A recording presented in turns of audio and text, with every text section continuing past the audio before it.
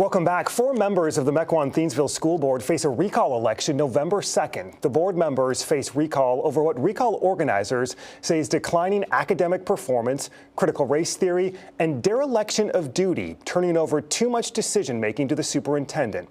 2 moms of Mequon-Thiensville students organized the recall. We're talking now with Amber Schrader and Scarlett Johnson. Good to see both of you. Thank you for your time. So you've collected thousands of signatures. The recall now about 3 weeks away.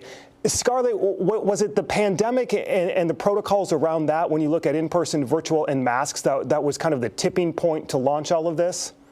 Yes, when on August 17th, when the Mequon-Thiensville School District decided that they were not going to open for in-person learning, and then we discovered that they were going to open facilities if you would pay for extra for, basically for daycare, but they weren't going to be open for in-person instruction. We were outraged. We felt that it was a sucker punch, that we felt that we had been lied to, and that our children would do best if they had in-person instruction academically and for their social emotional well-being. And we just organically came together. That whole scenario opened our eyes to the reality that our school district did not have our children's best interests at heart. Amber, we've seen a lot of heated school board meetings over the recent weeks and months about this. We've seen parents yell at school board members. We've seen confrontations, board meetings having to be canceled. Is this part of that overall movement?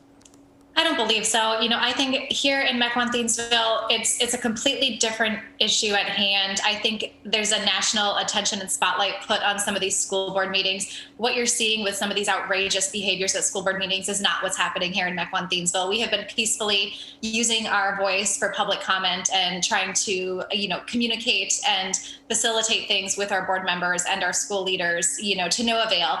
But it's definitely not, I don't think any of our school board members are being threatened. It's not hostile. We don't need, all these extra people at our school board meetings to keep things civil. They are passionate. We've got parents that are deeply concerned about what's happening, and we've using the school board public comment feature as a time to voice our opinion. Scarlett, you are now one of the candidates running on November 2nd for one of the school board seats. What changes, I know you guys have talked a lot about this, what changes specifically would you like to bring in, and how does one board member or potentially 4 board members change that conversation in the district?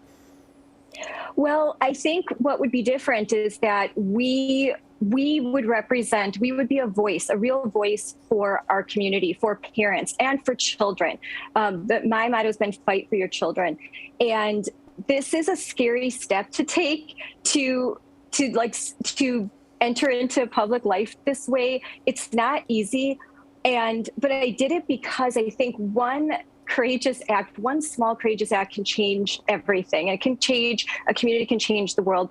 And I guess my message to parents out there is get involved, and you can really make a difference. And our plan would be to restore excellence.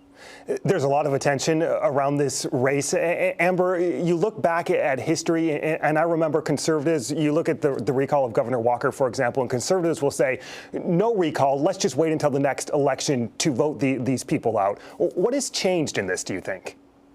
Well, we didn't have time to wait. Our children mean more to us than the politics of waiting on a recall and waiting on an election. And we were not going to sit back and watch their needs not get met any longer.